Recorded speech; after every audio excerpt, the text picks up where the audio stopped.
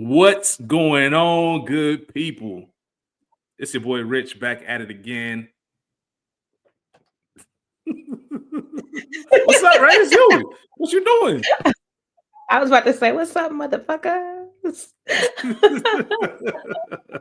Hey, everybody. Happy New Year. Happy New Year officially from the Culture Garden podcast, man. Rachel, how you feeling? I am alive and I'm well. For real, I'm well. I'm just in a bad mood, y'all. I don't really know why. I'm just in a bad mood. And for whatever reason, sometimes that's funny to me because why? But I'm here. I'm good. I'm blessed. In the words of Dr. Kia, I'm safe and have what I need. So, how are listen, you? that's all you need sometimes. I'm doing well. You know, you got to laugh at life because life is going to laugh at you. So it's all For good. sure. I know how it works, man, but I'm good. I'm doing well. Looking forward to 2025. Um, even though it's off to a wild start, it's still going well. You know, just happy, feeling good, all that kind of good stuff. So a lot of things on the horizon. So yeah, man, shout out to all y'all for tuning in, for joining us for another year, another run of the Culture Garden. We're on episode 106, which is crazy. Anytime I say one something, can't believe we've been doing it this long. Shout out to school. Last week's episode, we had Janky Promoters, which is a cult classic for those who know. If you know, one of those moments. So it was a lot of fun recording that. We did that in December, School and myself. So we have another episode, or next week, should I say, is going to have all three of us for the first time in 2025. And I'm looking forward to it. We're kind of rolling out something a little bit new. It's the same, but it's new, and you'll know what we're talking about when you tune in next week. But as always, thank y'all for tuning in. Please remember to subscribe, share, like, tell a friend to tell a friend. A couple shout outs real quick. Obviously, shout out to the whole team, everybody that's doing things, whether it is, everything Spike Lou got going on, Maurice, you got Childish Grown-Ups as far as Mia and Ash on there. So a lot of cool things going on. Check the link tree. But also, I want to give a shout out to Portia Renee. Shout out to the Frequency, made his comeback. Yeah, absolutely. Rachel and myself. She was on our Bad Santa episode, but Frequency is officially back. Just want to make sure everybody subscribes, checks that out. Had a funny conversation about Bow Wow, which ironically came up in my thoughts today when I was taking notes for this film, but we'll talk about it. But yeah, shout out to everybody doing some things and trying to grow and the whole nine, man. It's gonna be a big year for all of y'all.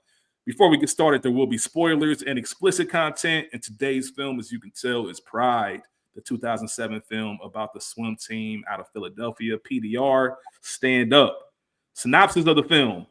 The determined Jim Ellis starts a swim team for troubled teens at the Philadelphia Department of Recreation. Why this movie? So, I don't know whose week it was to pick. It was one of those situations.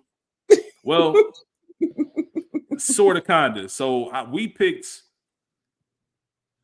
school picked Janky Promoters. We ended 2024 with Bad Santa, which was kind of like I know Portia would want to be on there. So I guess technically this was. However, I did give you three options. You did. One of them was kind of fried. And I know I love how Rachel just doesn't acknowledge dumb shit sometimes. She just kind of lets it go. Like sometimes I'll throw a curveball in there and I'll expect a comment, and Rachel just skipped right over it. Just nope, here's what we're doing. And that's it. She just called it a day. I'm not gonna tell y'all what movie it was that just didn't fit. It was just random. But I knew Rachel wasn't gonna pick it. But it had one of her faves in there. So I was like, maybe there's a chance she does pick it, even though it's a fave who's not an actor. But maybe down the line. Yeah. And gospel music. I figured quiet. I was just thinking, man, let me throw this out there and just see if Rachel take the bait. And Rachel didn't even acknowledge my bullshit. She didn't even acknowledge my bullshit, y'all. I feel like it's on our list of movies. So down the line, I told y'all I've been in a bad mood for like a week. So maybe more. So I'm curious, without naming it, and I'm sure you'll know what I'm talking about. I wonder if we're gonna do that movie first or the other movie that came out in 2007 that made a lot of hype.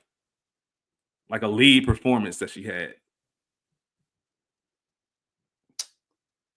Um, Chicago or Detroit? Chicago. That is one of my Oh, I didn't even favorite. think about Detroit. Chicago's one of your favorite movies? I'm not the movie Chicago, but the one we're talking about. That's one of your favorites. Mm-hmm.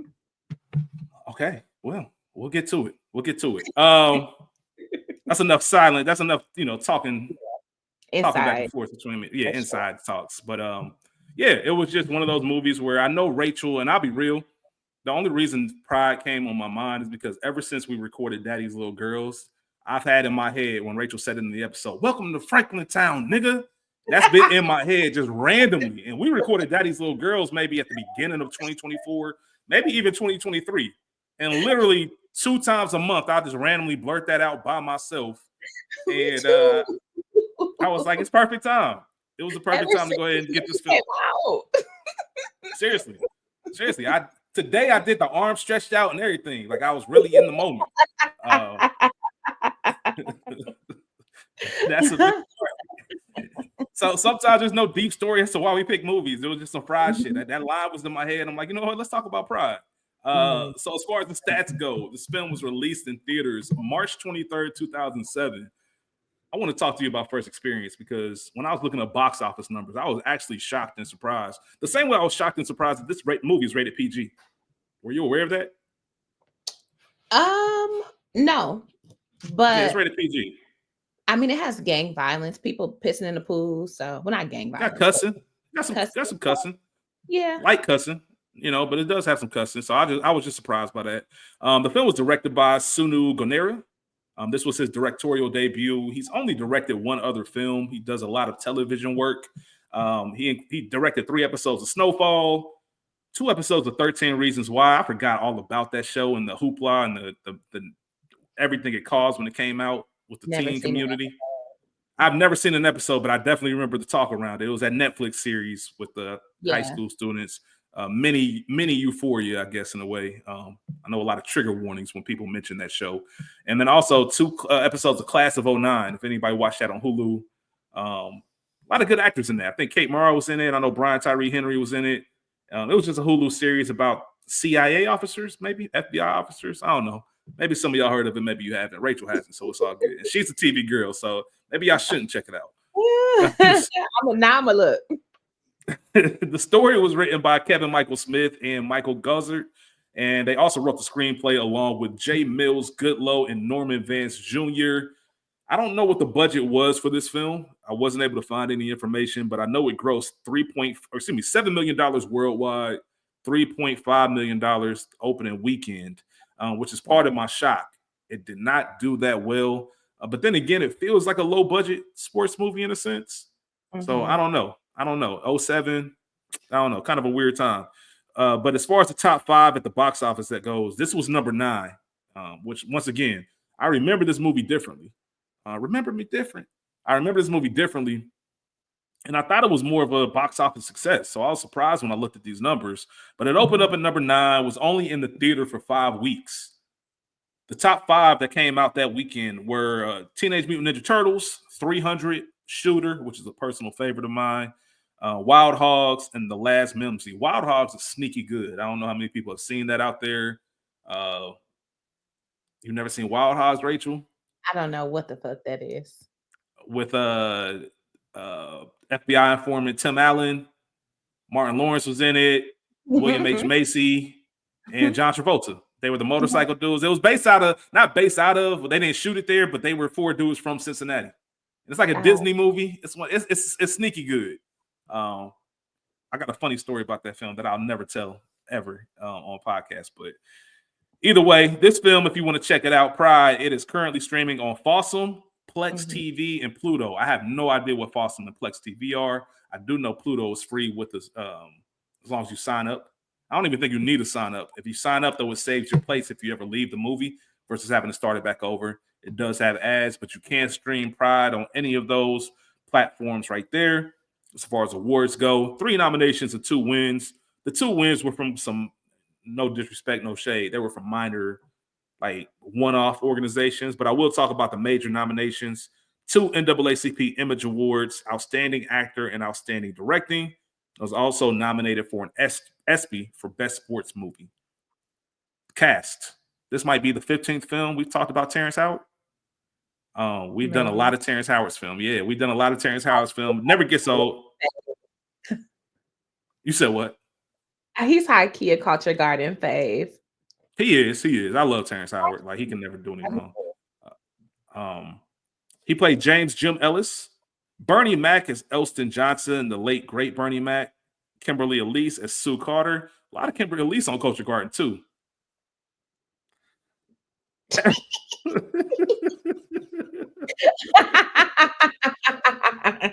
If y'all been listening, y'all know I can't stand Kimberly.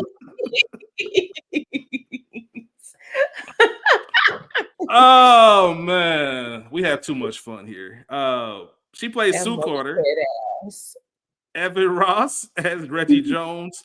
Tom Arnold, who played his role a little bit too well for my liking. Richard Benkowski. Alfonso McCauley as Walt Taylor. Nate Parker, looking like he's 35 years old on the high school swim team, as Hakeem Carter. Hey, man, Nate just got it bad. Obviously, we talked about him in a Beyond the Lights, but Nate's just one of those people. Just he can't look. He, as much as they try to make him look young, he's just looks older. He probably looked like a grown man at 13. Shout out to, man, rest in peace to my dog, Mister. Mm-hmm. It seems like it's far-fetched when you see people like that, but when I met Mister at 13 years old, he looked like Nate Parker. Like, he just looked like a grown man. Like, people thought he was 20. So that's what kind of keeps it in perspective for me. Otherwise, it'd be like, yo, man, get somebody a little bit closer to maybe the kids in hardball or something at that age. But either way, shout out to Nate Parker. Regina Nehai is Willie Thompson. We talked about her in Lakeview Terrace. Shout out to Lakeview Terrace. Shout out to school. Kevin Phillips is Andre T. Williamson. Gary Sturgis is Franklin, also a Tyler Perry All-Star. Sure. Brandon Fobbs is Puddinhead. Scott Eastwood as Jake. He was mainline swim teams, like main antagonist. Listen, that's Clint Eastwood's son. It's just ironic that he played that role, being Clint Eastwood's son. Do your Googles. I'll just leave it at that. Or as Fredro Starr says, do the knowledge, nigga. On why that's funny to me. Shout out to Clint Eastwood, even though you know. He also was in a series of Crash. Who? Jake. Scott Eastwood. He was also on what? Crash? The series. The series. How was that? Interesting. Go ahead. Okay. All right. And we also have a cameo from the real Jim Ellis. He is the man who was taking down the basketball realm. So shout out to him. I think we both know the answer to this one, Rachel, but is this in the movie Poster Hall of Fame? No, unfortunately not. Unfortunately not. Okay. You say unfortunately. I don't think it's even third ballot, but it's all good. What about classic? Classic or not, Ray P? See, I was toying with this because I am going to say yes, but I don't know if that's just nostalgia. And when you broke down the numbers, the reality is that I know a lot of niggas who have not seen Pride. Yeah. That sounds about right. So that sounds about right. Even though it's the culture, it's culturally significant, but it's clearly relevant. Hello. But it's not on niggas' radar like that. I don't know how we shifted. Especially given the names attached. I think I have a reason. I'm trying to think if I want to step on this right now. I'll go ahead and do it since we're you know what? And on some real shit, that really did cross my mind. Actually, I think that's one of the cool things about this movie, that it took a real life moment and experience and flipped it on its head, because that's obviously the stereotype. Black people can't swim. Obviously, we have a team full of black swimmers and the whole nine, and it's based off true events. But that's also what kind of plays into it. This film holds up because I'm not the biggest fan of Pride. I enjoy Pride, but it's just way too. It's too much sports cliche. Right? It's too sports cliche as far as the film goes. I love the story. I love moments. It's not like I'll never watch Pride again. It's not one of those moments. However, as far as just an overall film experience, it is what it is. It's right there in the middle. I've seen things that are way better. I've seen things that are way worse. And that's just kind of how I feel about it. And I think part of that, Rachel, if I'm being real, I think a lot of people look at this from the sports movie aspect. And if I want to go to a sports movie that's got something to do with race relations, I'm going to watch Glory Road. I'm going to watch The Express, the Ernie Davis story. I'll watch Remember the Titans. I'll watch Brian's Song. I'll watch 42. And all of those are based off true events as well. Those are all just kind of movies I'll watch before Pride. But Pride has its own significance because it's a swim movie. And there's not other swim movies like this. So I have to go there if I want to watch it. Not to mention, the acting was great. I just didn't like the story. I wasn't a big fan of Kimberly Elise's character. Not her per se, but her character. And there were just some holes that sometimes we got caught up in this in the mid-2000s of where you have these big grand stories that you don't really have another avenue to tell them. And I think there's so much more you can do with it, but to kind of just put it in an hour and 44 minutes, there's a lot more that I'd like to, I guess, feel invested in and connected to. But my experience as a coach really is what brings me back. There's a lot of good things that we'll talk about in best scenes that I love. But I think that's just part of the reason why people haven't seen this movie or going to see it. It's like, what? For what? What can I relate to? What the fuck, Kieron? Are you crazy? I'm not saying it's not bad. I like the movie. It's just not. You got me fucked up. I'm not even gonna hold you. Okay, let's talk about it. You got me with Glory Road. I love Glory Road, and that is another sleeper. I feel like a lot of people have not seen it in the way that people have seen Coach Carter or other like basketball movies or that's a City fact. Park. You know what I'm saying? Sunset Park. City Park is in Toledo. Shout out to City Park too, by the way. Shout out to City Park. Shout out to y'all. Damn, that's crazy because for me, it may be because I'm not a sportsnista. Yes, I am, but I'm not. For real, for real. I fake no sports. You know enough. You know enough to get by. I know a lot. I can do more than I can pass, okay? Hey, speaking of which, go Bucks. Listen, go Bucks. I was about to say Glory Road. What is this? Pride is See? I'm gonna put it in my, but that's because you got Glory Road in my mind. I'm thinking about nah, nigga. You thinking about Glory Road better than Pride. That's what you thinking. But go ahead. Pride is low-key one of my favorite sports movies. Okay, I'm not mad at that. Go ahead. But maybe because I was a swimmer. I took swim lessons from like infancy, as soon as you can swim, until I was 14 and started dealing with the niggas. So I stopped, and my mama was mad at me because I wouldn't get on the swim team in high school. Because Rachel.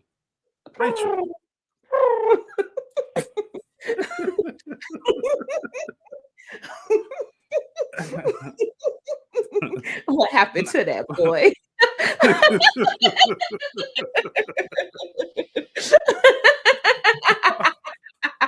Hold on, man. Hold on. That's why I got you fucked up, Rachel. Yeah. You know, think about how niche this bucket is that you're talking about. We already talked about swim. Like, there's not a lot of swim movies. Like, the other swim movie that came to mind was that swimmer, like the crazy girlfriend type of thing. Swim Fan, yeah, and that's not even a sports movie. You know what I mean? So I'm trying to think of other movies that had involved swimming, especially involving an all-black cast. And you swim. It's personal to you. It is. So that is why. That's like somebody. That's like somebody having me fucked up if they say they don't like In Too Deep, a film that's largely based out of Cincinnati. Like, what you mean you don't like this movie? Like, my city's all over it, the riverfront, everything. Like, you gotta like this movie. I didn't play football, but I feel the same way about Remember the Titans. I feel you on that, but that's because Remember the Titans is a good movie overall. You don't have to like football to watch Remember the Titans. You don't have to like swimming to watch Pride, but it's not that great of a movie. It's a good movie. It's not a great movie. I played tennis. Privilege. I played. Rachel was a low key Jack and Jill kid, y'all. We, you know what? We got denied for Jack and Jill. Because the zip code. Mm-hmm. They want to fuck with the And Boulevard. they wasn't fucking with the Boulevard. And in part, they didn't feel like a police officer was enough. Yeah, crazy, right? That's Crazy. wild. Denied for Jack and Jill is nuts. We're gonna tell your story. We're gonna tell your story one day. We're gonna pick a station to tell your story.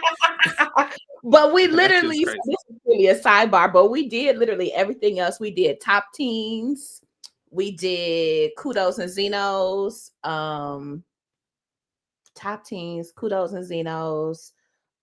It was something else, some other teen fucking program. Shout out to teen programs. Great way to meet people. Great way to network. Great way to grow and develop. For sure. For sure. But yeah. You was about to say something about tennis. You about to say something about tennis. You like I didn't I'm not about to play King Richard the way I replay this.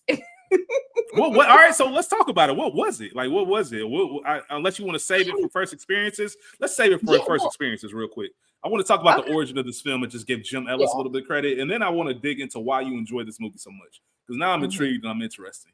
Because I knew you like Pride. Like, that wasn't new to me. I knew you liked it. I know that's your movie. I just didn't expect this. So now I'm curious. But shout out to Jim Ellis. Obviously, this is based off of a true story.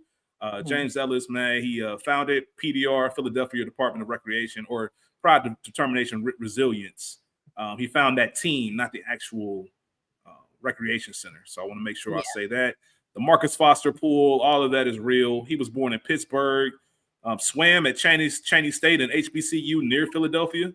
And in 1971 became the swim coach. And he coached them until 2008. I think they said at the end of the film, crazy, right? At the end of the film, they talked about how a lot of people had gone to swim trials for the Olympic team in 1992 and 2007. He's had some members of the swim club receive college scholarship for swimming. The whole nine, man. Just a real blessing to the community in regard to keeping kids off the street and also showing them a new avenue, a new way to do things. He actually coached that team until 2010. They closed the pool in 2008. But he coached them until 2010. They relocated somewhere else. And I think by 2019, all but one of Philadelphia indoor pools, public pools, should I say, closed.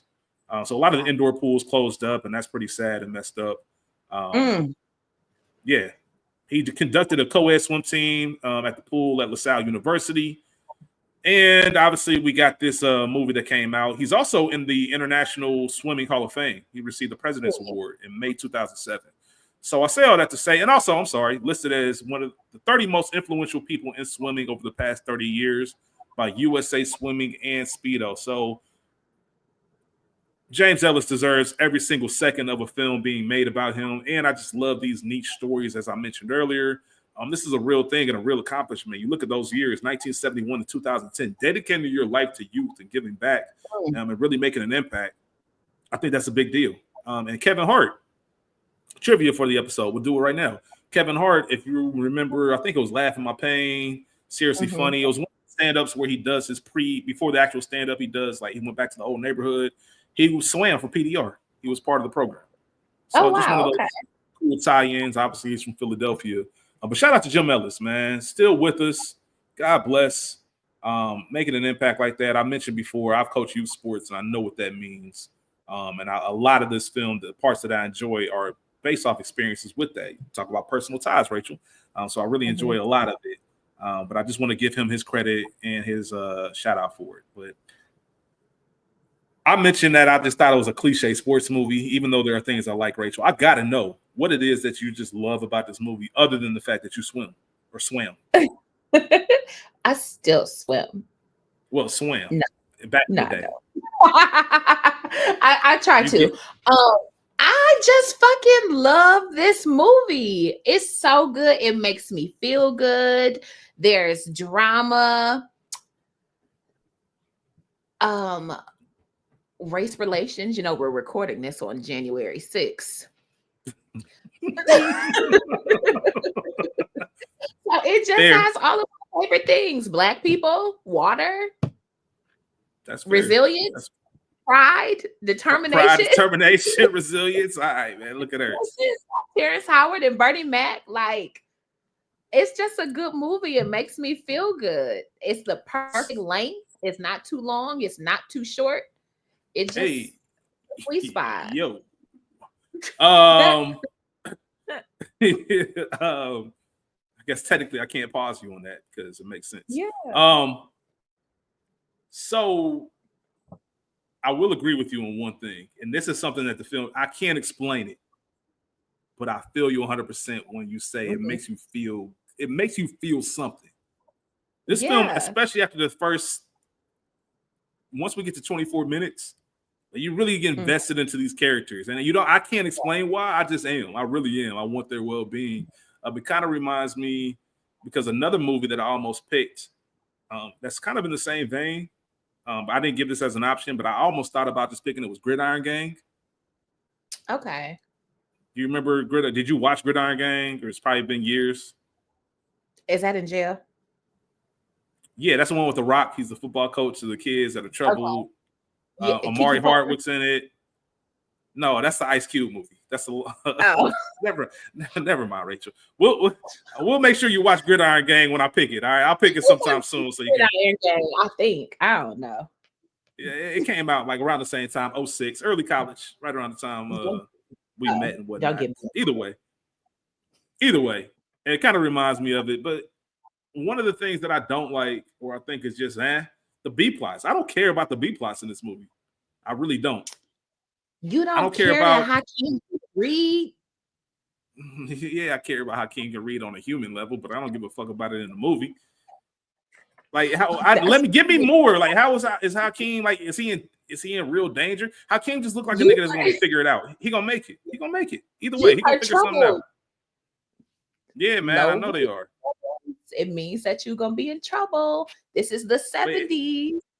But it doesn't mean that he can't read. He can read. He just didn't want to. Nigga had other interests. That's all. He just needed some motivation. He couldn't differentiate clowning and clowns in the pool. He can read though. He didn't have that suffix. So he's just showing out for the friends. You know how it is. Smart kids try to act dumb so they can show off for kids. That's all. His ass was failing school and reading at a 3rd grade level at 15.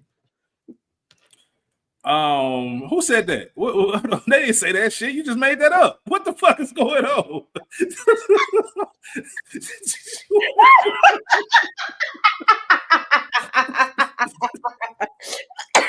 Hey, Rachel is doing whatever to make sure we put some respect on Pride's name.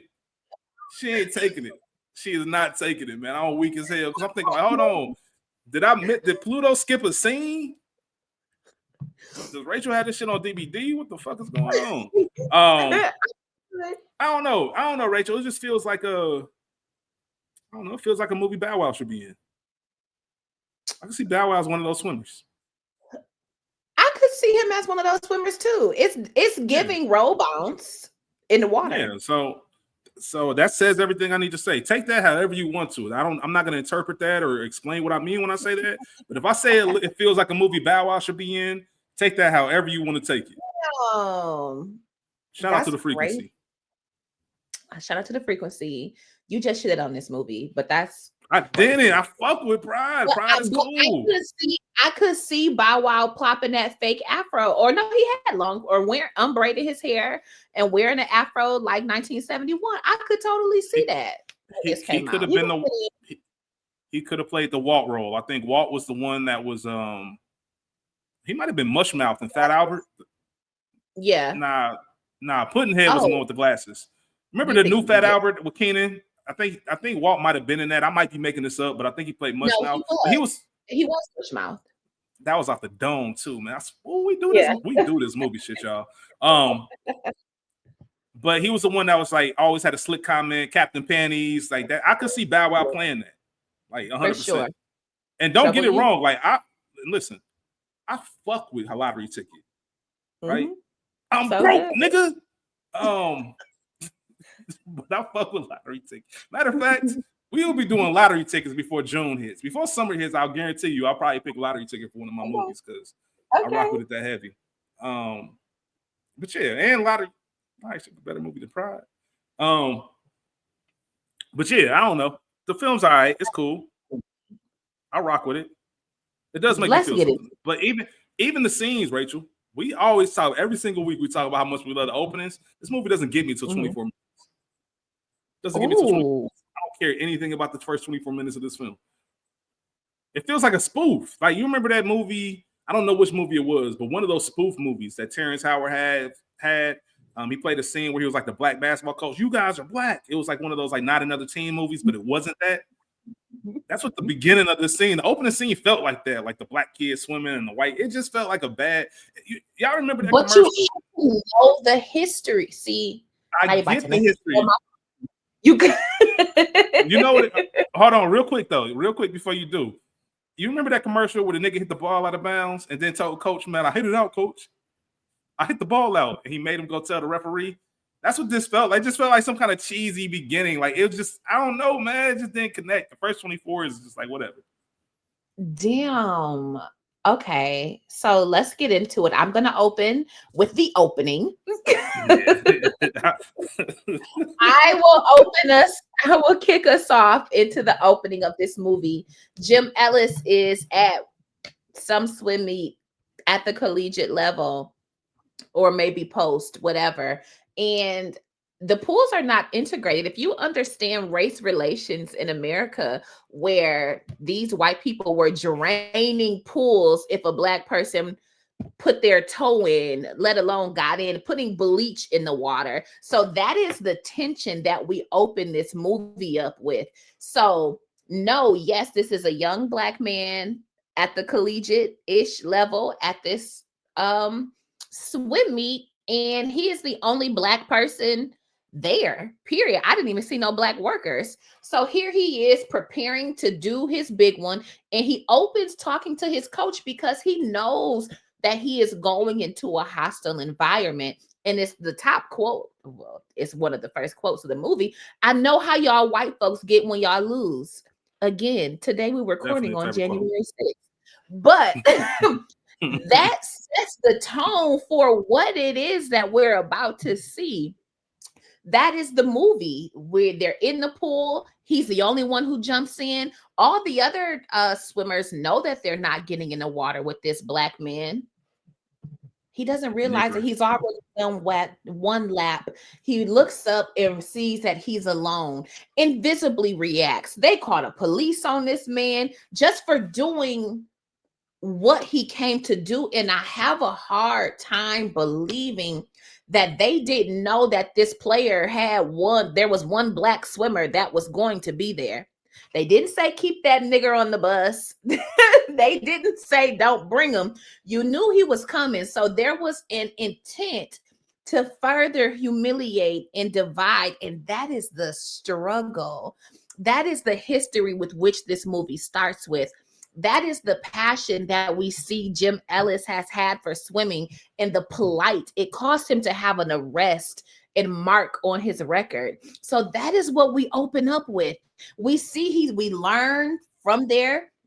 He's graduated. He has a degree in math.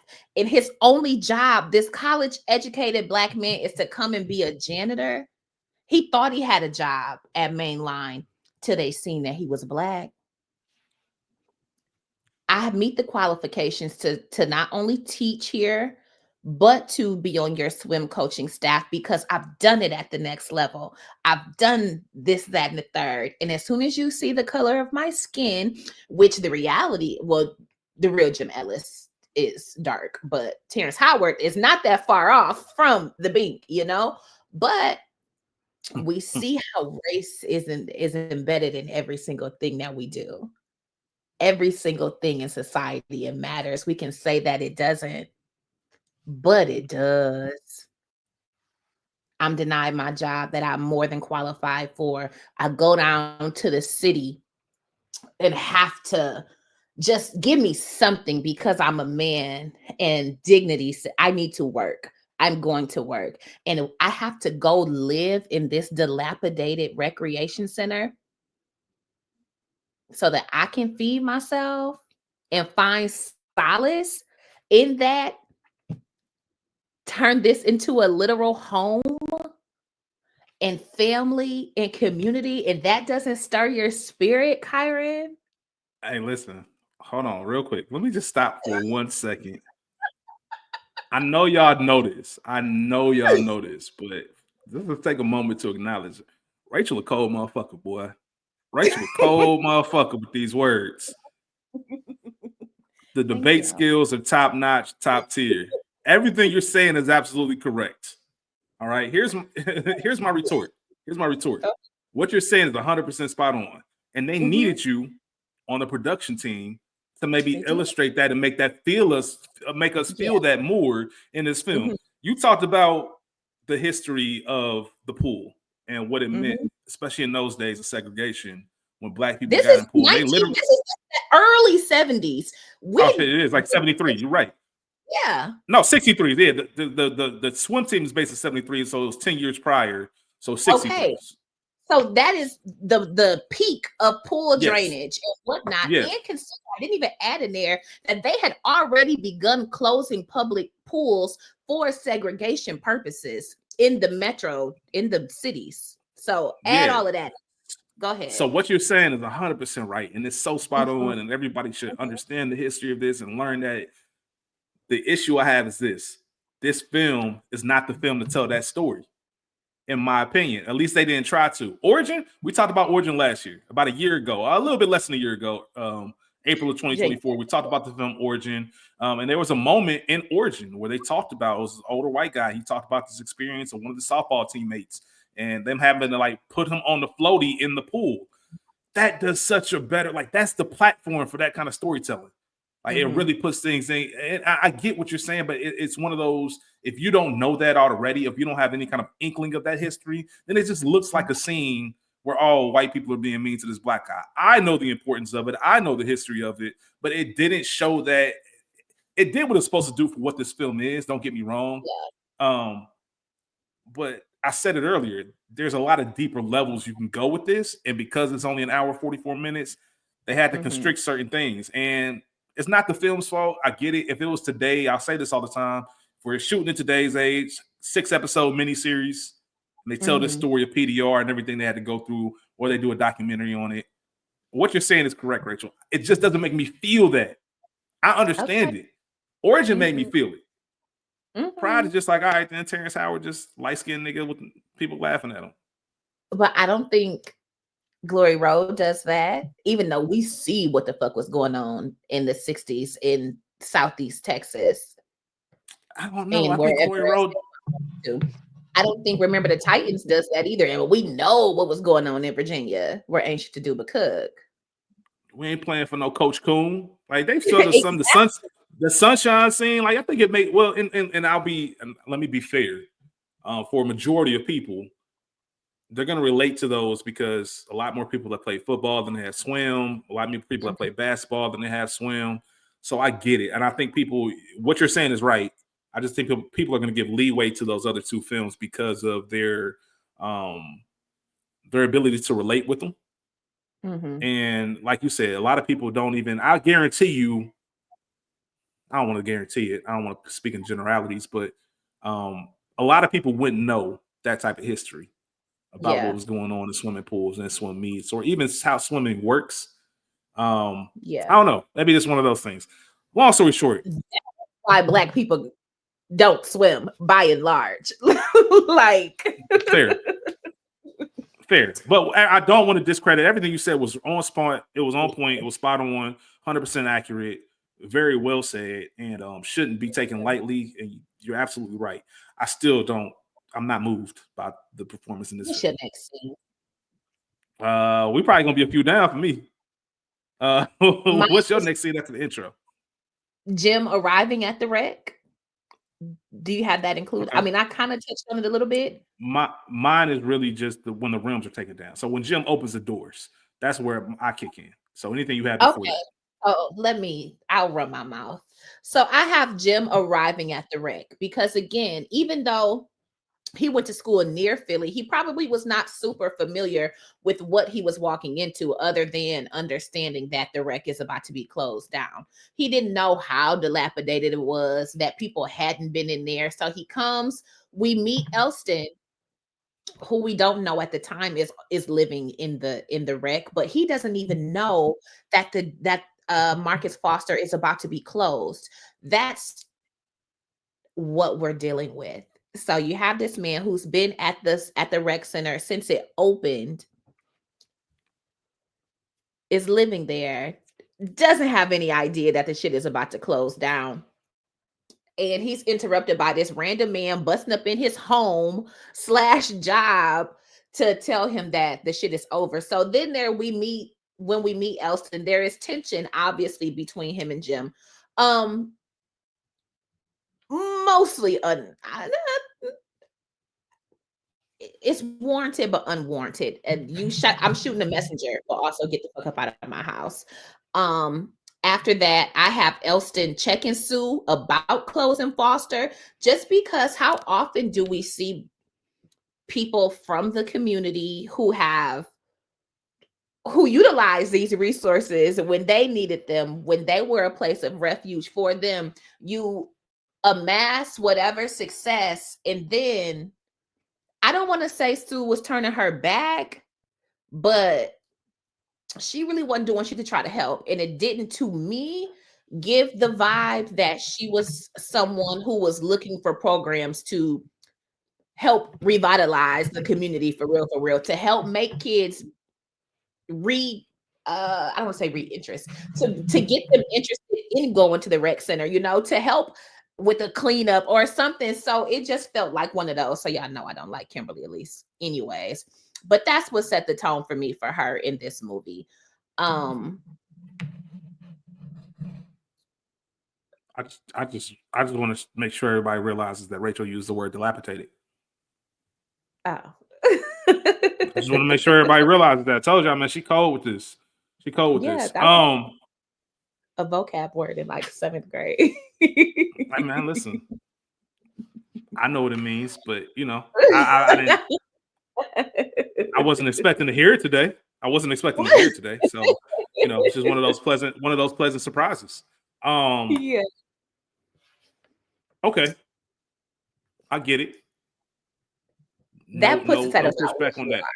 Yeah, I said no value. pushbacks on that, and that's kind of where it opens up for me. So you have the realms that are taken off of the court, off the hoop, in front of Mhm, the rec center, and Jim Ellis is certain something about his just overall style with the mhm. kids. Like, he doesn't take things personally. They're clowning on him about his clothes. You don't have no iron, I whatever mean, the he case is. He's just observing. He's yeah. there to do his job, and then he notices, all right, then these are kids in need of something to do. I grew up around this. Well, he grew up in Pittsburgh. He's from Pittsburgh, but grew up Mhm, in Pennsylvania. Kind of know how it is. I can relate to young black men looking for something to do. I don't mind, it's a devil's playground. We all know how that works. mhm. Especially when you have somebody like Franklin, who he's already peeped the scene. Yeah. This dude is running around, and I want to make sure they have somewhere where they feel welcome. He's from the water. He lives in the water. That's his home. And he opens up the doors, and the kids are in there. And he doesn't even make a big gripe about them tossing the basketball around. There are a lot of people who, if you're not using this equipment properly, you're not going to use it. You know what I For mean? Even sure. as simple as, I'm not going to let you play chess. I'm not going to let you play checkers with chess pieces, right? You're going to learn how to play this game.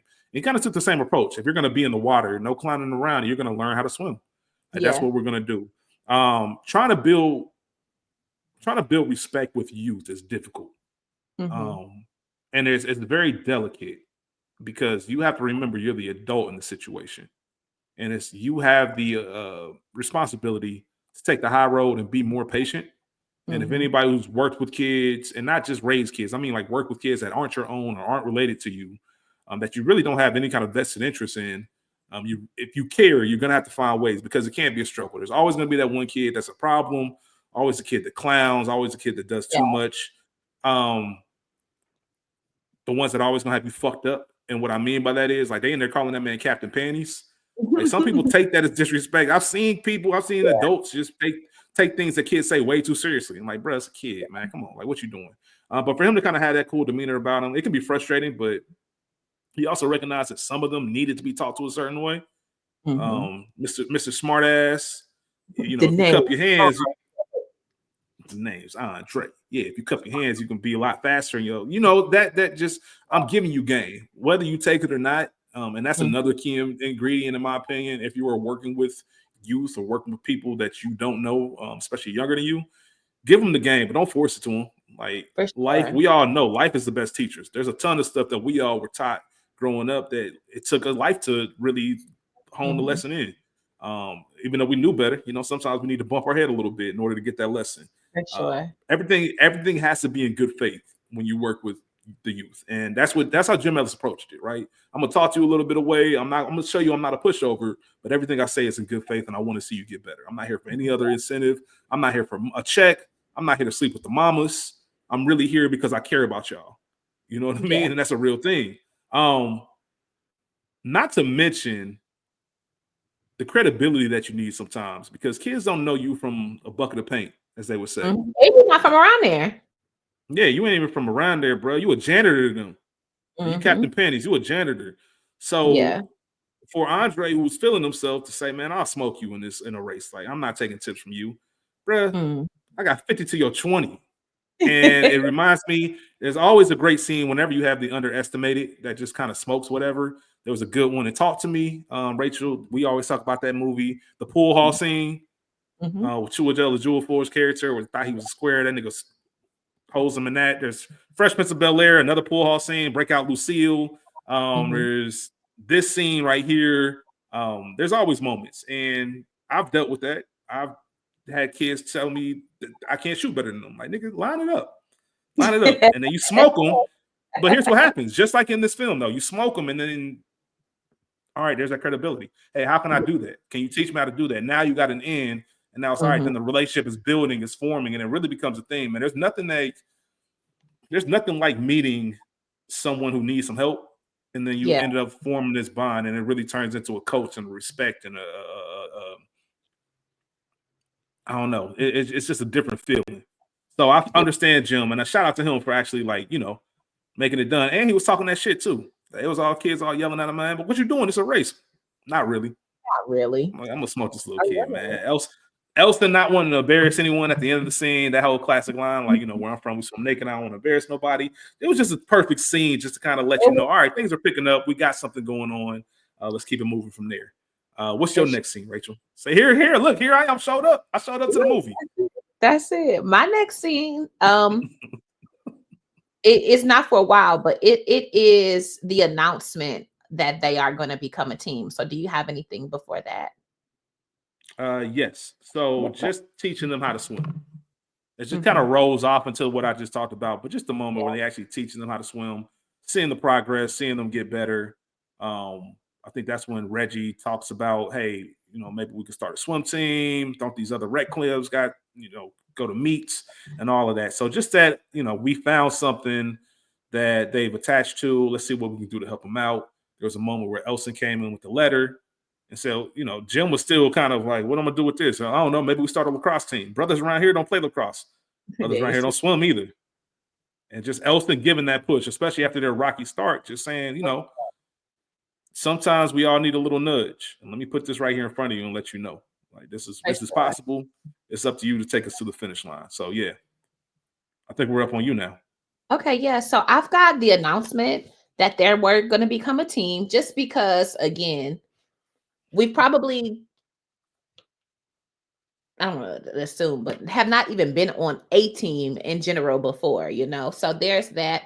And just what this means for Elston and for the kid and for Jim, for everybody, but just what it means that we clearly are now going to see a shift in the kids, soon the neighborhood, as Elson and Jim's relationship also changes. What I have next, or with that, is meeting Sue, is Jim meeting Sue. We learned we already knew Hakeem Ass couldn't read because he couldn't, clown. Hey, you put that extra sauce on it too earlier. They say you reading at a third grade. Hey, you funny as hell. I just want to say that. So, Jim is doing his due diligence. He goes to the house. He want to speak to Hakeem's parents. I do wish we would have gotten where are his parents and why is he living with this sister? The sister was also was she a troubled teen? It needed the system. It needed Marcus Foster to care for her. Like was she the original latchkey? I don't know. We don't know. Oh, But Rachel, you saying you wanted more information? Is that what you just said? You wish the film had yeah, more we info, more yeah. background. Oh, okay, okay, You said okay. you didn't care about the B plots. I don't care the way they presented them. All right, you corrected me. You're right. You're right. I don't care the way they presented them. I do care about the V plots. Was not interested in the way they presented them. Thanks for correcting me on that. Got it. You're welcome. So we see that. We learn again, we've already seen that Sue be on some bullshit. But now we can't confirm that when Jim gets to the house. And I did appreciate her for letting this strange man go in her home to meet with Hakeem, her little brother, who we learned should have been in summer school all this time. I was gonna say she probably knew Hakeem would whoop his ass if shit popped off. She was probably thinking like Hakeem gonna be all right if shit go down for real. Man. So Hakeem is inside not reading any of the 10,000 books in the home. And Jim helps him. And we see again the fruits of, I don't want to say the fruits of the labor, but the fruits of the labors of the bricks laid to the relationship that you spoke of earlier. Just you've Mm-hmm. seen me now a few times. I've let you into this space. I've been teaching you how to swim. You see, I'm not a weirdo. I care about your best interest. I'm an educated man. I have a degree in math. I can read. I can help you, not just with this, but with that too. So I just appreciated all of that 100%, and that's the difference between a coach and influence, for right? sure. Going that extra mile. Like I coach, our relationship is strictly the unofficial contract is bound to the swimming pool. Right, I'm Hmm. here to help you get better in this. Make sure you're chaperoned at these meets, the whole nine. That's what my job is as a coach. Now I'm an influence. Now I'm pulling up on you at the crib. Now I'm caring about your well-being and your interests. I want to make sure that you do raise that reading level past third grade. I want to make sure that there are more things in life that you can do besides throwing Hmm. paper balls in the trash can or not having any interest. And let me just tap into you a little bit more as an individual and not just a swimmer Hmm. and kind of see who you are and see if there's another way to reach you, another way to talk to you, other things that you might be interested in. What's your life look like? And like I Yeah. said, we all remember that's a tricky age, that teenage years. You just kind of don't know unless you have people that are encouraging you and nurturing you or paying attention to you to know it's funny. I saw a couple months ago now because it's out of theaters, but I saw Piece by Piece, the Pharrell movie, the Lego movie, which is actually pretty cool. But one Hmm. of the things that stood out early on is that his grandmother just notices he was just drawn to music, and she got him a Yeah. drum set, at a very young age, and just how important it is for people, the adults in your life, to look at you and say, you know what, like let me invest in this because I see you taking interest in it. Um, and I think that's what he did with Hakeem in that moment, just to let him know, encourage him. There's a bigger world if you apply yourself. Um, he might not have ever been offered help before in that way. Hakeem Right. might not. We don't know about his parents, and I'm sure even though Sue means the best, that's still an authoritative figure. Like there's going to be times where I don't want to hear it from her, and he reacted She to it ain't very even well. know. She ain't know shit. Yeah, she ain't know nothing. She ain't know nothing. So yeah, the fact that he had that, and that's all right. That's now there's a trust. Now there's trust and ground. So I Hmm. appreciate Jim Ellis for that. So shout out to him. Um, After the first meet, that's my scene. My So I don't my know if you want to next. talk about you want to talk about main line, the meet itself, because I want to talk about it in the bus when they get back. Yeah, I mean that whole thing. That's why I got mainline one. All Uh, right, let's go ahead and kick it off. Go ahead and kick it off, right? so also we skipped over that, but in the midst of this, Willie, the only female, has joined the swim team as well. So when they are preparing for the event, first off, and this is teenagers, like they're not even really ready. They're not taking it seriously because of these 3 weeks of swimming. Like you just think that you're gonna come in based off of your athletic build and just kill these people who have been swimming for years and Mm-hmm. years and years. But when they get off the bus to mainline, again, they're not serious, they're not focused. And this is where Jim presents their uniform. Now, I was confused as to why that wasn't presented prior. Uh but here at the meet, they learned that they too are supposed to become uh captain or general pantyman, and they're Yeah. not feeling it because, again, teenagers, and because you don't know, you know what I'm saying, you're not Mm-hmm. in that culture. Everybody else got on the swim briefs. You from the hood, it's trunks or nothing. I got these on up under my shorts, like, I'm cool, Mm-hmm. don't worry about it. So they get in. Reg, he done hit his head against the wall. What's the face did a backflip. Andre then got kicked in the head. Like, it just was bullshit after bullshit. And it was embarrassing. And Hakeem they lost had his shorts. Hakeem lost his shorts again. Y'all the only black people up in here, other than the help. And this is how you present yourself. This is what you're doing. I felt bad because Jim and Elston were so fucking embarrassed. And and this is kids, they don't even have sense enough to be shamed. And not that you should be embarrassed for white people, but just how are you carrying yourself? Like, I, it, I was just gonna ask you, Rachel, how much of that is respectability politics from Elson and Jim? it Or will be, is it? even if it's niggas. It's the scenario. We're here for a meet. We're here for something serious. You know what I'm saying? And Mm-hmm. I don't know that, quote unquote, it's the early 70s. We're not using respectability politics Right. language at that time, but you're coming immediately off of the civil rights movement. Like, we know what kind of environment we've entered. We watched the neighborhood change on the way out here. You know what I'm saying? Not so much respectability, but don't give them another reason That yeah. Okay. So there. to I'm. Go ahead. My bad. arrest you, to harm you, for anything negative to happen, because I know, and y'all should know, that we are going into enemy territory. We're going into a hostile environment already. We're not like the other teams here. Whoever they already have an established rivalry with, that rivalry looks nothing like what our black asses look like coming up in here. You don't know what the hell experience we got. We could have been 10 Olympic swimmers ready to go, but just on its surface, just on its face, it's a bunch of niggas coming in here, and y'all Yeah. coming in here clowning in and out of the Yeah. pool.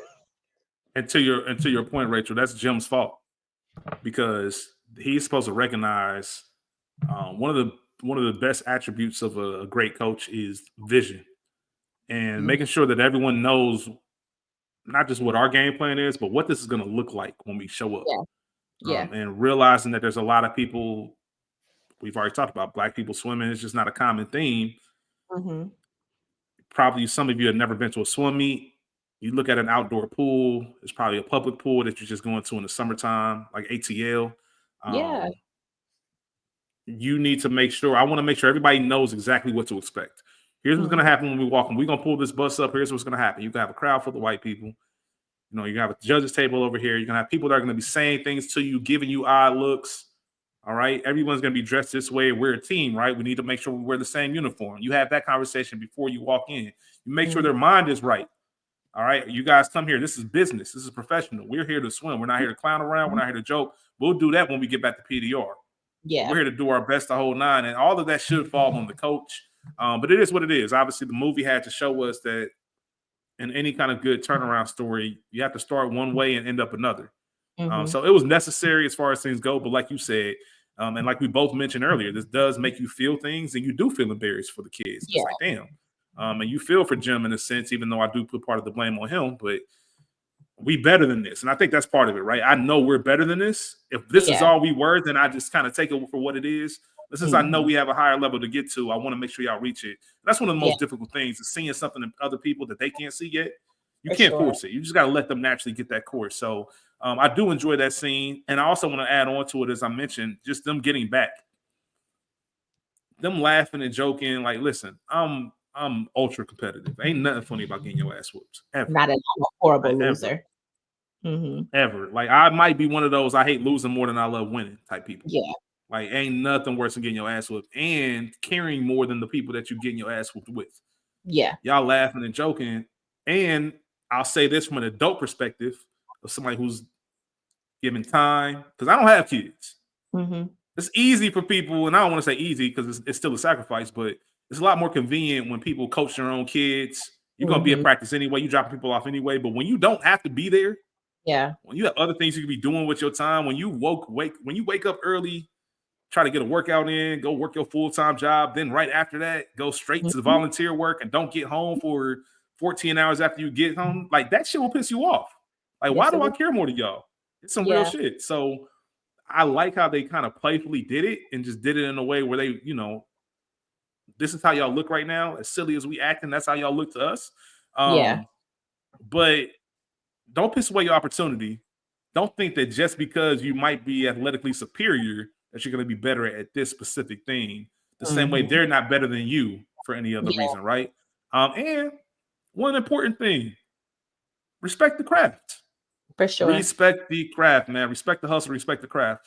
I'll never forget Brian Scalabrine, former NBA player. You got to Mm-hmm. be deep in the trenches to know who Brian Scalabrine is. He played on that Celtics team with Kevin Garnett that won the championship. Mm-hmm. People call him the White Mamba. He's one of those 15th men on the bench. If you know Yeah. anything about NBA, they have 15 active players on the roster. He's like the 15th guy. Doesn't play a lot. You look at him and be like, oh, he trash, he trash, he trash. I'll never forget. He started playing pickup games at like LA Fitness or one of the local gyms, and people would be like, "Oh, I can beat you." Like regular people off the street, just because they saw him and say, "You don't play in the NBA. Like you're on the team, but you don't play. I can beat you." And he's out there 12-0, Mm-hmm. 11-0, cooking they shit, right? And Yeah. he told one person, like, "I'm closer to LeBron than you are to me." Yeah.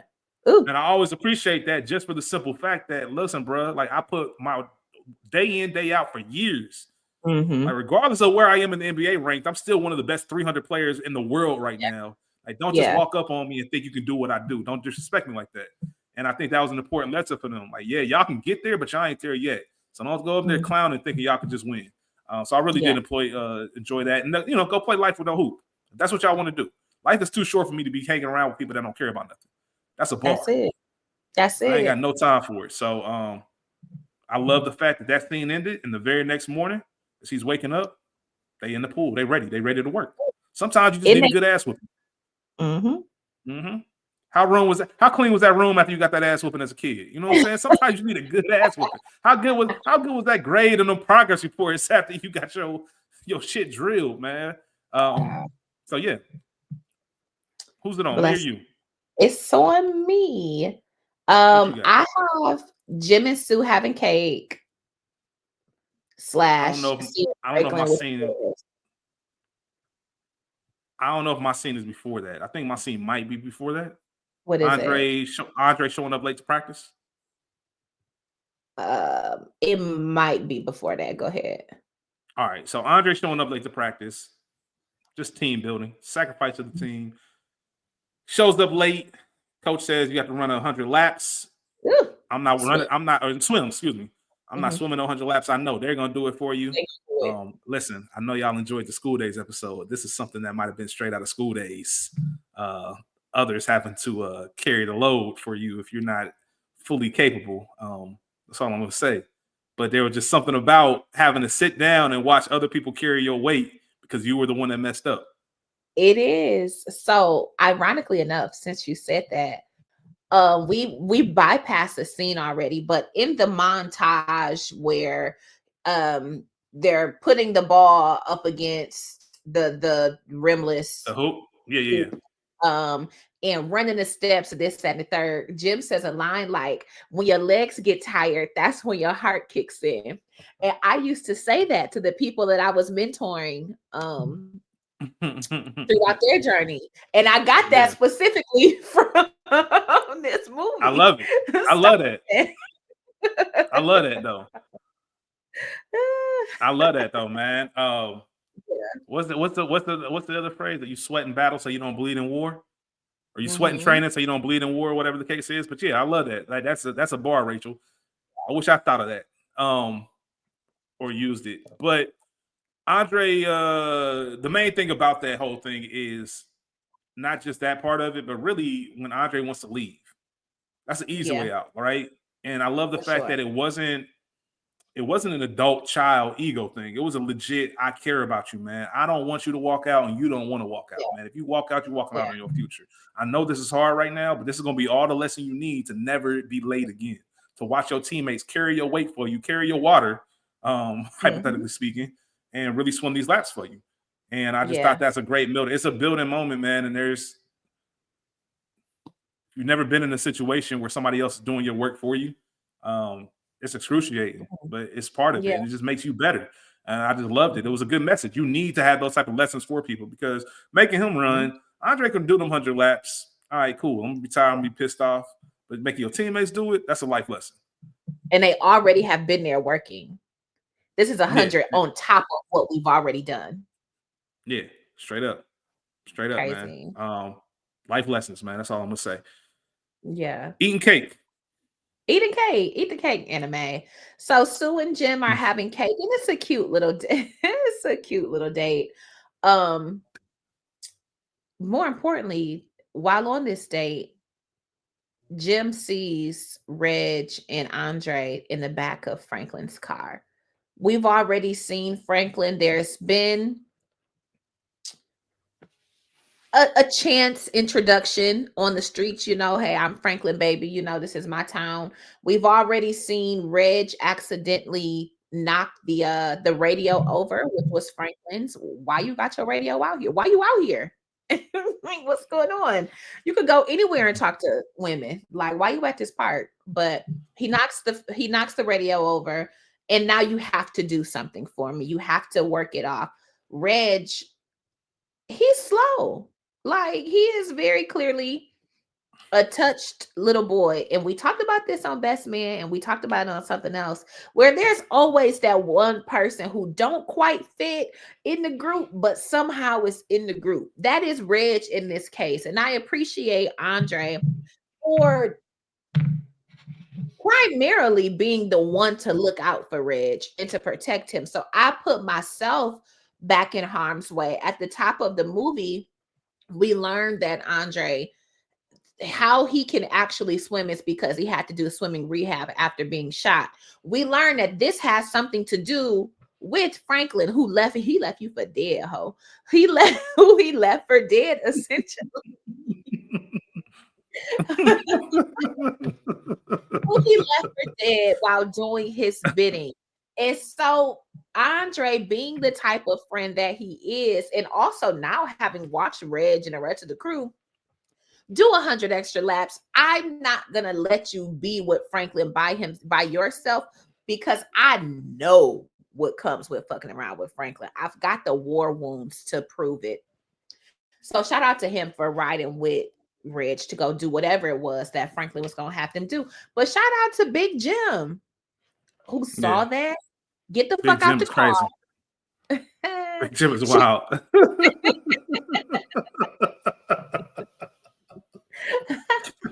I was great, but shout out to him. Um, he says, get your asses out the car. Like, fuck is y'all doing? Get the fuck out the car in the pouring rain, no umbrella.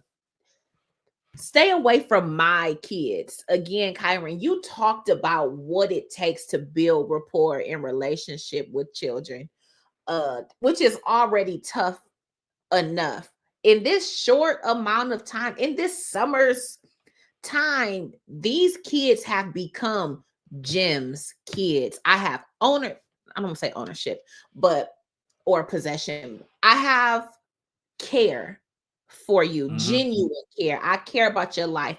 I care about your success. I've made you my own. I'm looking out for you as if you were mine. I don't want to see y'all go down the wrong track. I don't want to see y'all got the fuck up and dead, you know. And so here he is. And Franklin, you know, our quote, and again, I say this all the time: welcome to Franklin Town, nigga. This is where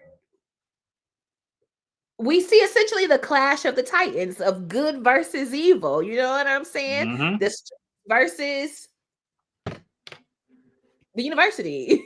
Yeah. Yo kid. Uh-huh. I was gonna say, your kids are my kids. Your kids are my kids, exactly. But Jim was about that life, and shout out to Sue, who was standing in that rain, like, "Oh, really?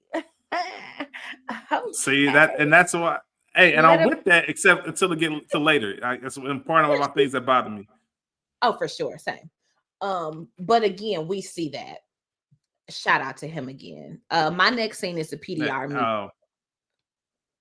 Go ahead. the final meet. Oh, the PDR meet where they at their place where they Yeah. get stood up on mainline. Yeah, no. All I was gonna say about that scene, you said it well. But yeah, your kids are my kids. Just that struggle, Mm, as you mentioned. for sure. It reminds me of the first thing I always think about is Razor Canaan. Your piece Mm, was always my piece. Like, you know yeah. what I mean? Everything Hmm. you have, I gave you. It's kind of that mentality. Like Franklin felt like he was Rock. Hmm. Like everything that you got around here, you got to go through me. These are only your kids because I'm allowing this shit to happen. I wanted Yeah. to squash all this shit out. I've been squashed it, which we'll talk about it after the meet.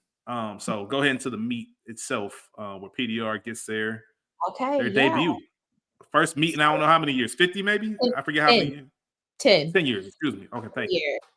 So we see leading up to the meet, we see Elston in his good church clothes going down to the church house to get the community to rally behind these children.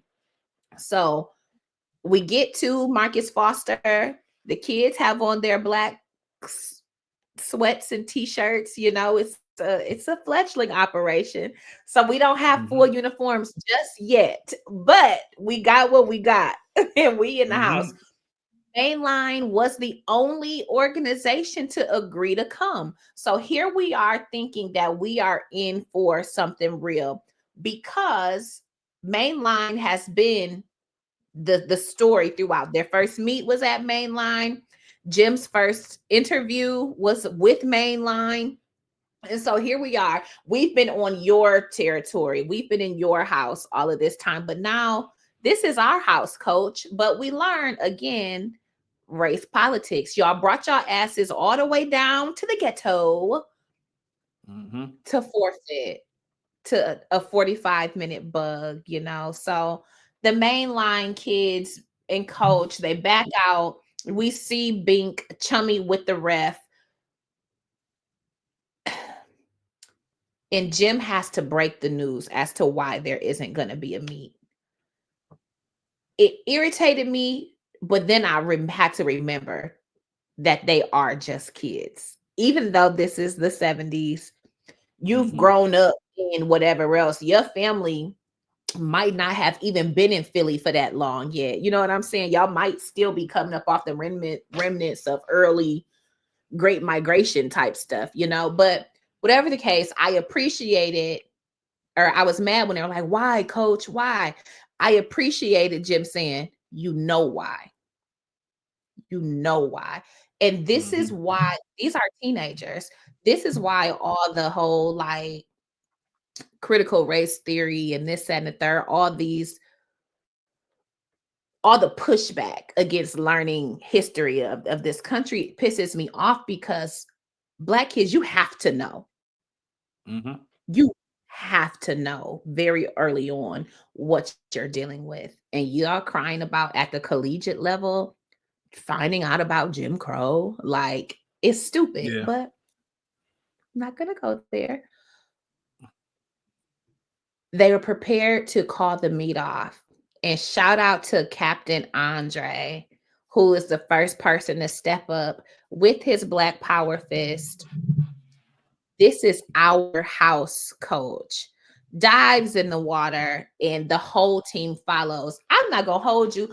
I was crying with Jim and Elston. You hear me? Because I Mm-hmm. love a good sports moment like that. Like, this is Absolutely. our shit. This is our shit. You're not gonna disrespect us. We're still one monkey don't stop no show. We're still gonna do it. And the community watched because again, this is what have they had to root for? You know what I'm saying? These are our children doing something that we can't fucking do. Granny said he the first person to know how to swim. Mm-hmm. Greater than the next generation, greater than the generation in front of or behind you, this and the third. And it's just swimming, but it's something. And I was so happy that they showed up for those kids in that Oh way. man. So Oh yeah. Try to bury us, but they ain't know we received. yeah. Beautiful moment. Rachel, I just gotta say this real quick, man. There have been episodes I remember recently as Bad Santa. I Mhm. know All About the Benjamin stands out, where you had mentioned like, hey, you're specifically All About the Benjamins. Like the way that me and School love that movie made you enjoy it, just because you Uh-huh. just enjoyed the commentary. You love this movie, and I'm fucking with it. I'm fucking with it. And after the first I and all these scenes that you're talking about, I really do. That was a tear. Like I told you, I can't explain it, but this film did make me feel something. And that's one of those yeah. moments where it's like, you know what? Especially when you look at it from where they were at the beginning of summer and playing on the Mhm. basketball rip. So like really taking some pride and community pride in where you are. And when you tie in everything you're talking about, Rachel, with what the times were and what it Mhm. meant to have black pride and everything else, it Yeah. just goes above and beyond. So it's definitely a tear jerker. I didn't drop a third tear, but I don't blame anybody who did because it was moving. I definitely felt something for sure. So This shout is out to you for that. our house, coach. Yeah, I love one it. by one. Yeah, because like it's not for vain. Like this isn't for vain. Like Yeah. it I mean all that means something. It all and means something. you said it, taking pride in where you are from. This shit at the top of the summer, it was lamps and trash and whatever else. We have done the work to make this something, not just for us, but for the kids coming after us, for the community that is still looking for something to do. Maybe this gets the basketball rims put up. Like it matters so much. And it reminded me of, and pretty much leading into my next scene, but this is our house. Don't let nobody come in your house and mess it up. That's And my next scene too. take pride in your home. And they did that. And Mm-hmm. even if they didn't quote unquote get it before, even after mainline, they came and showed up early for practice and was there willing and ready when Jim woke up. This was it for me. Like, okay, now y'all get it. Y'all got it a little bit, but now y'all get it. Yeah, no, absolutely. And before we move on to the next scene, your youth sports days and those youth moments are always going to hold true with you. Like I'll be 38 this month, y'all. I Ooh, still talk to the people. I know, right? 15 years older than Rachel. Um, I I I still talk to people I play like Pee Wee football with, and we still yeah. talk about those days and just that pride Mhm. of like Hilltop Hawks and what it means, and still go to like Hilltop Hawks games, just like keep up with what they're doing as an Mhm. organization. Still talk to like some of my best friends like Good or D Hall about the days when we were that age playing and still having that pride. Like, oh no, we was crushing y'all, we still crush y'all. Those stories still come up, and it's all Yeah, because of that pride of who you represented and what you played for, what it meant. And that's that's something it. that I see all of them being able to have as they get older. As you mentioned, Rachel, protect your house. Make sure nobody comes in here and disrespects it. Franklin, Mhm. they're getting in the middle of getting interviewed. They walk into the rec center and everything's trash. You got graffiti on the wall. This ain't over. We ain't They done. Whatever it done. said. I don't know what it is, Rachel. It's not supposed to be funny, but something about that shot, like Franklin just carelessly not giving a fuck, just letting it fly off the Yeah. diving board, looked over the Mhm. shoulder without a care in his world. One of the first lessons that a lot of young men learn, um, never turn your back on somebody that means harm to you.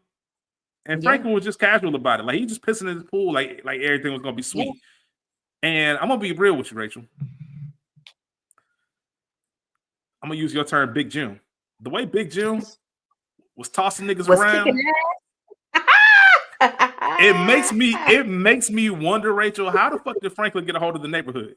Because Jim just wrecked him and his goons, like all of y'all, nigga, That's on wreck it. right now. That's what I have written down. Jim was kicking ass. You hear Jim me? was out here wrecking shit by himself. I don't need no backup, nigga. I don't need nothing. But you know what? It's easy. Intimidation. You know what I'm saying? Like, not for Jim. You said, how did Franklin get in charge? He could have inherited. He might have done some things. You can get jumped if you jumping on some little niggas. Mm-hmm. Jim not only had the pride for his home, he lived here. He ain't got no house yet. This is his home. Yeah, you pissing in my pool. You pissing on my couch, bruh. In front of my kids, in my home, the adrenaline, and I've been wanting to kick your ass anyway. It's up. The way he dove in that pool. Do you hear me? That's not how you dive in the water. He dove directly down with the intent. When you go into the water like that, you come up. He knew what he was doing. He was wanting to whoop that. He was gonna kill him. That was an incredible.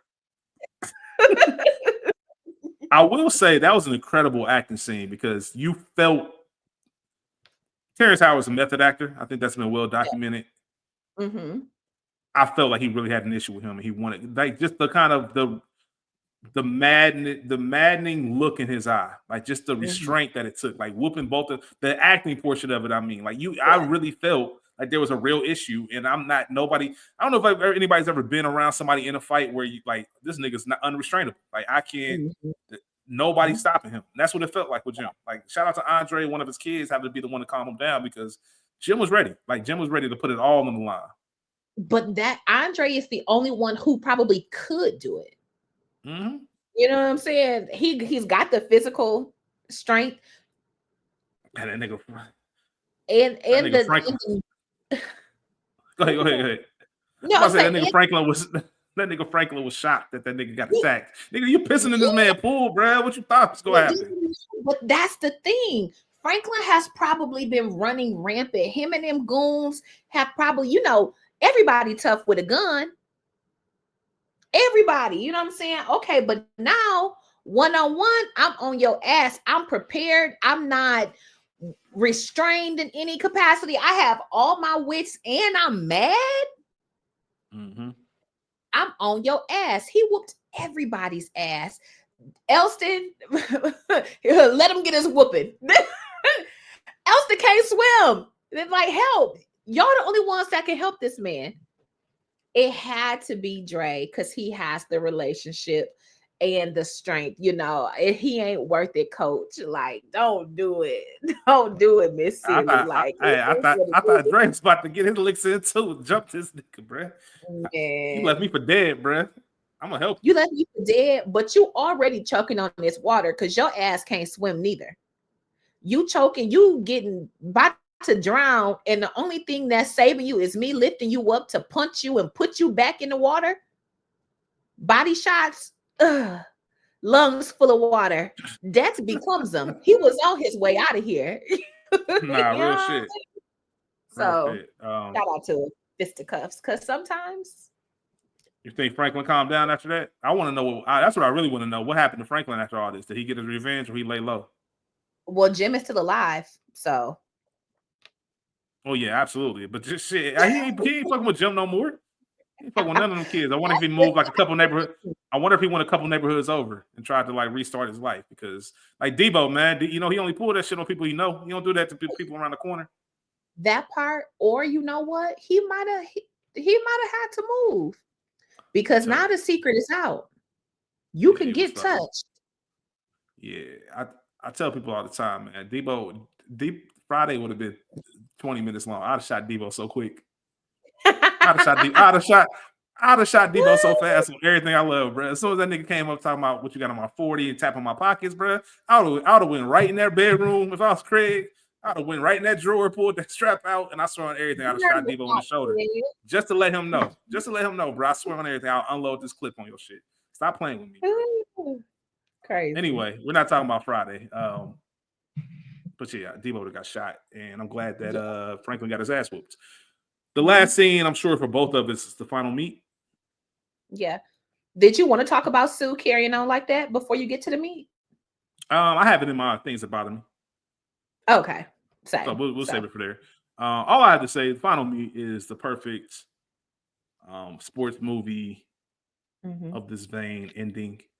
You get to witness the journey of where they started, as we mentioned earlier, not only with the hoop course, but just their first meet at mainline, just the way they were, just the discipline that Jim instilled with them, just the payoff of what it. Yeah, got uniforms. Y'all actually look like a team. The payoff of consistency and buying in, like even if it doesn't feel like you're making an impact, you really are. They're really paying attention. Not only that, they're strengthening their own relationship with each other. Remember, Mhm. Jim, because of his fight and his what he feels as a bad representation of how an adult should act and how a leader or coach should act, he decides to sit this one out. If they were where they were at the beginning of this film, there's no way they would even know how to manage or compete. Andre really Yeah. stepped into that captain role, made sure everybody Mhm. was tight. That player coach thing is a real thing, especially as Yeah. teenagers. And you going against Yeah. people that really know what they're doing and encouraging each other. You can only do that when you're tight knitting together like that. Yeah. So it was a beautiful moment in the film. You get to see, and this was part of the montage we have when we start seeing that PDR is performing in meets, and maybe they're not top dogs left, but we're getting some third place plaques, we're getting some Yeah. second place plaques. So you know they're improving. And now they're on the Mhm. biggest stage when it's easy just kind of nut up. But they actually show improve. Like I said, Andre's great leadership. Reggie, I have a very soft spot for people who get made fun of for things they can't control. You know what I mean? Mhm. Listen, if you dress ridiculous and you get flamed up, that's one thing. But if you got a stuttering problem or some things that you can't control, I really do have a soft spot, and I don't like when people like. I feel like they get bullied because of certain things. And they were trying to low key Yeah. play him, even though he was part of their crew. But for Andre to recognize, nah, man, the biggest heart got to run anchor. They got to swim anchor. Excuse me. Mhm. Everybody knows track, swimming, anchor always is your fastest person. But I love that moment because Reggie got his own moment to shine, and you go from bumping your head to really, we photo finish on these hoes. Yeah. And we out here at PDR taking home the throne, we taking home the trophy, and look where we started to where we are now, and look what they thought about us, and they tried to play us. We was at mainline. They talking about some people can't even count that high. That's how many times we won Yeah. in a row. Some people can't. You understand the rules. You comprehend. You sure all that like subtle backhanded Mhm. racism. We got all Yeah. that, man. There's no better. There's no better feeling, no better revenge than victory. For sure. Um, and just knowing that you can't do anything about this. We didn't cheat our way. We ain't do none of that stuff. We beat y'all head up, square on, line it up wherever y'all want to go. And y'all didn't think we could do it. And now we got y'all respect. Even though we don't even want it or need it, y'all know we are Fuck forced to it. be reckoned with. And even Bink had to tell them, like, y'all know this ain't the same team that came up to the meet a couple weeks ago, man. Right. Tighten up. Like, that's what we are. And the fact that they did it together based off of what coach said, even that's another thing that bothers me. I have a kind of a decent list of things that bother me. But the fact they got the job done, held that trophy up, chef's kiss, beautiful way to end the film, especially anytime you see black people win. Like, what else is there to say? Always. Yeah. Beautiful moment, man. That's it. You said that beautifully. Shout out to that. Shout out to the Yeah, winning absolutely. team. Always. Shout out to the winning team. Shout out to the winning team, man. Rachel, what you got for best quotes? Quotes. I've already said a good few, but um, I know how y'all white folks get when y'all lose. PDR, who broke my shit? Uh, watch the fro, brother. Watch the fro. Clowning, ing. My 50 to your 20 says Negro, please. Well, Jim, where I come from, we like to swim naked, and I don't want to embarrass nobody. Go play life with no hoop. Welcome to Franklin Town, niggas. And you stepped on the wrong toes today. And this is our this is our house, coach. And no, let him get his whooping. That's it. all classic quotes. I have pretty much all of those down. A couple that you didn't say. Oh man, you got beat by Captain Panties. Uh, a line Franklin had very subtle when we offered Andre that money and he walked away from it. Oh, swole up on me. Because any old head, anytime a youngest starts feeling himself, old heads don't take you seriously. Like, nigga, get your little swole up on you. Think you grown, huh? That was just a funny line. Franklin, once again, I ain't going nowhere. You're gonna have to learn to love me. I love Franklin. That's every favorite nigga's line. Yeah. I ain't going nowhere. You're gonna learn to love me. We don't have a girls team here. Well, from the looks of it, you don't have a guys team either. And what you guys have to remember is that each and every stroke begins with an extension into the water. You're reaching and stretching as far as you can. Great advice for not only swimming in the pool, but swimming in other places. Free game. Scene stealer, Rachel. Okay. Now, it's January 6th, so I'm not giving it to Tom Arnold, the Bink. Okay, man. He played that well too, way too well. And I love Soul Plane, so shout out to Tom Arnold. He played the shit out of that role. I am torn between Andre, because I just loved him, and Evan Ross as Reg. And degree of difficulty. Especially with Evan Ross's resume at that point. I think all he really was ATL even out. Yeah. ATL came out the same year. It came out the same year. So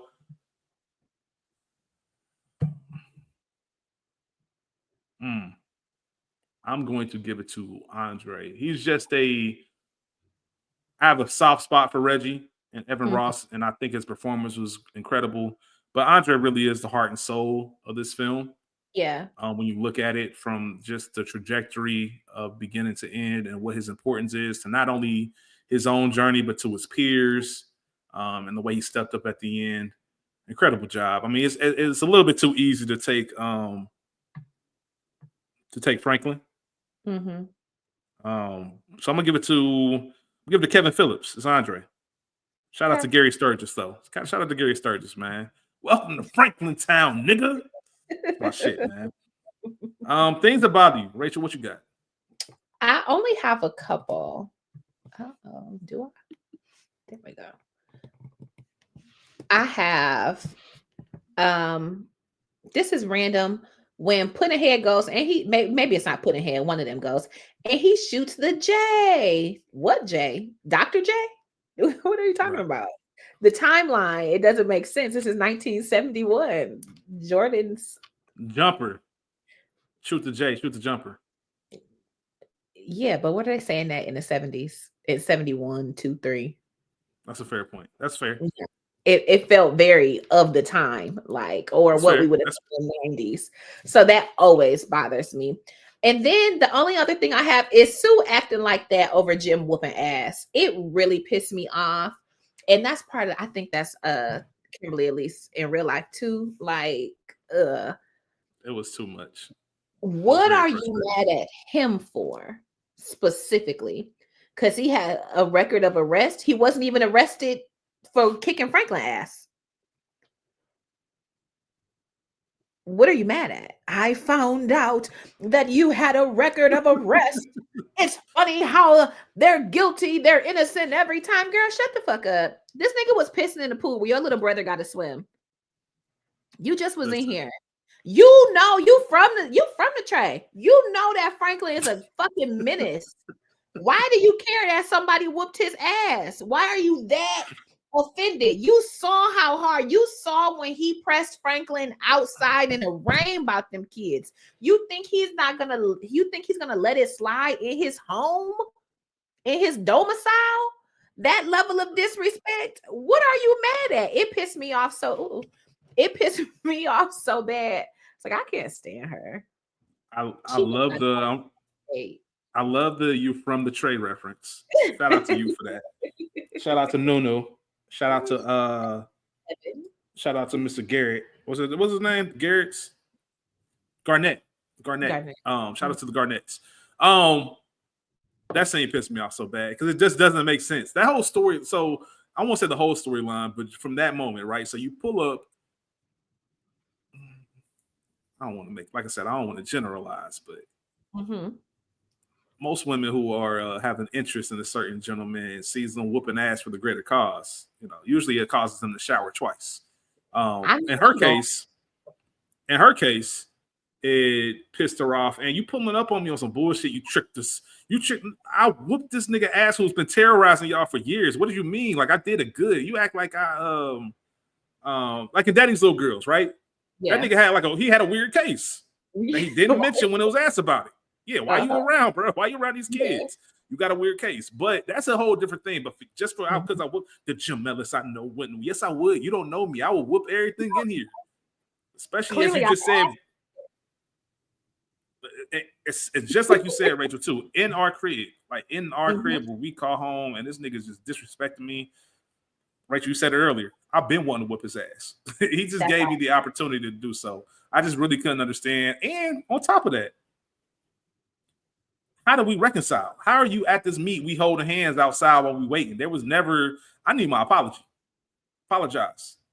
Yeah. Apologize for acting the way you acted outside of that diner before you start holding my hand and talking about some sweet nothings, man. But yeah, Kimberly Lee's her character. Once again, her character of Sue. I ain't rocking with her in this movie. Man. I ain't rocking with her at all. That shit really pissed me off because it wasn't that deep. Like, stop it. Stop playing. What the fuck are you mad at? He wasn't fucking or beating the kids. That's what you say. You tricked us. Yeah, that's what I'm saying. Like, if he was really doing some conniving shit, but the neighborhood dope boy. The fuck is you talking about? I talked about earlier what bothers me, like Franklin being the neighborhood dope boy, and this nigga can easily get touched. Like Franklin ain't about that. So how y'all let him terrorize y'all for so long? And then very small, like Dre T is a nasty ass nickname. Don't call me that. call me Dre or something like that. Don't call me Dre. Dre T is disgusting. Like we gotta stop that shit. That's how you should have known Franklin was a weirdo. That nigga was really running around calling that nigga Dre T. Like, stop playing with me, bro. His last name didn't even start with a T. That's what I'm saying.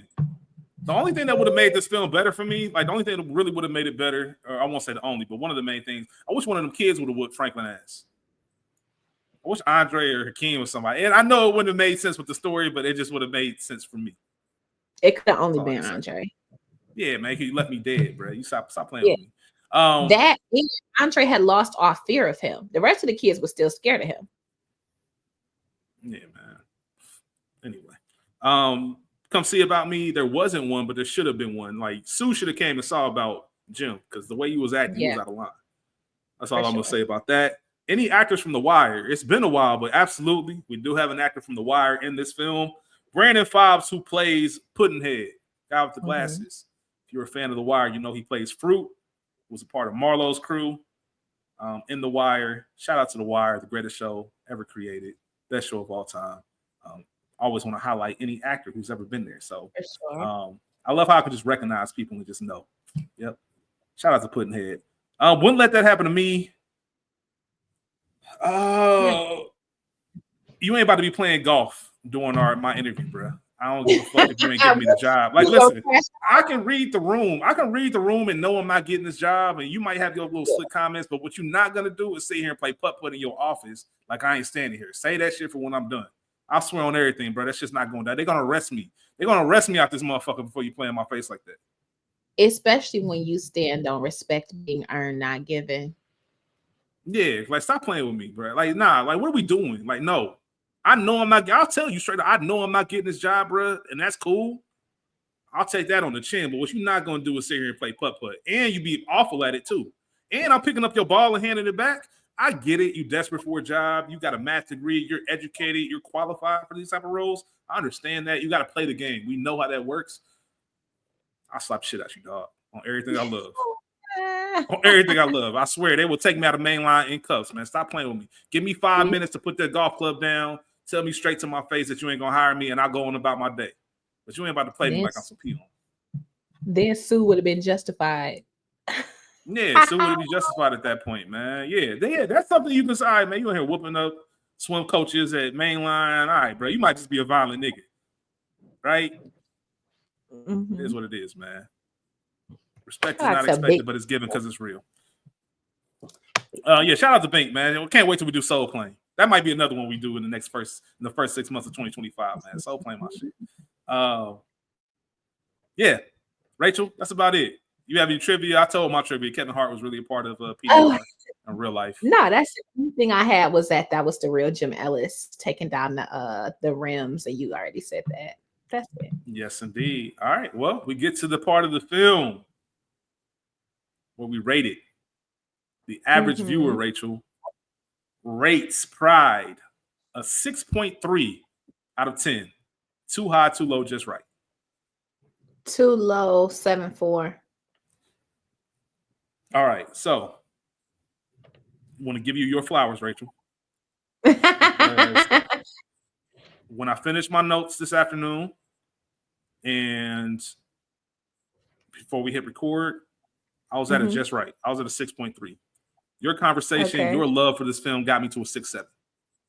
Okay. Got me to a Okay. I 6.7. take I just don't see it getting to 7. This might be, and just because I think it's important to say, I've never really talked about Pride with anyone. This might be the first like real conversation I ever had about this film. Not even school. I've never even talked to school about this movie because, like you mentioned earlier, not a ton of people have seen it. This might be a prime candidate down the line for like a 2.0 conversation. I would love to see what I think about this, taking everything that you pointed out and rewatching it from that lens. Maybe I did underestimate it because I will tell you our conversation has jumped it from a 6.3 to a 6.7. And I think if I look at it again, I might be thinking about 7. Okay. So shout out to you. Shout out to you for doing an incredible job and showing your passion and your love for film as only you can. We all know how dope you are, so much appreciated there. Anytime you can change my mind, you're doing something. Lastly, are we giving this a rose, a bouquet, or the whole damn garden? I'm giving it a garden. I'm giving it a bouquet. I'll give it a bouquet for sure.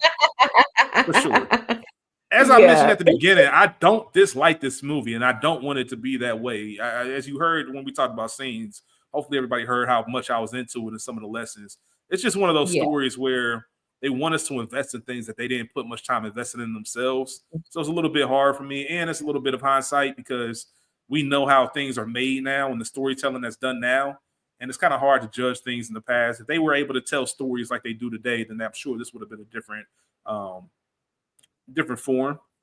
But it is what it is. I still enjoyed the movie. It's still very good. I'm still going to watch it. It's not like it's Kingdom Come where I'm never going to watch it again.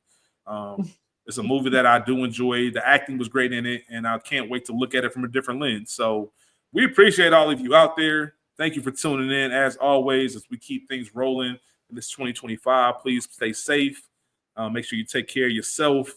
Don't forget to like, subscribe, share, tell a friend to tell a friend, comment. We will read your comments on the show. Thanks for continuing to rock with us, man. It really means a lot, as I mentioned, as we're moving into the hundreds. Check out that link tree and everything else we got going on. We'll be back next week with an oldie but goodie. And it'll make sense, like I said earlier. Rachel, you got anything else before we get out of here?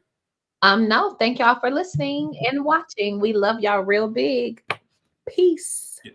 Y'all be cool. Y'all be cool. Peace out. Bye, y'all.